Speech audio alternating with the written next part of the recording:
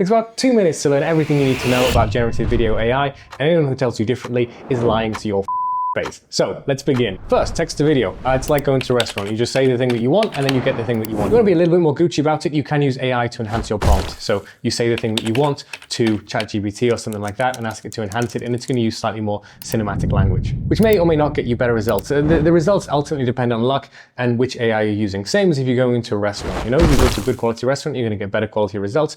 If you sweet talk the waiter a little bit, then maybe you're going to get something slightly better, but ultimately it's constrained within a certain sphere. And so how do you know which AI model is right for you? Well, if I know, they change every week, but ultimately I tend towards the Chinese ones like Halo and Kling. Right now, some generate speech and sound effects, other ones don't. I'm sure in the near future they all will. So next up, image to video AI gives you a ton of control because then you can choose what the first frame of the video is, or you can choose the first and the last frame, or you can choose the first frame, last frame, and a reference frame if you want something stylistic. Makes much more sense than words because you're putting in a visual input to get a visual result, and you can also use the prompt to help cement it and describe the camera move or whatever. The image itself could be AI generated, it could be a photo, it could even be a frame from an existing shot. So let's say you want to extend the movement of a shot, you just take the final frame, plug that into AI, and then you can extend your real filmed footage. Then we have image and voice to video. So if you have an image and you have a voice, then the AI can put those two things together.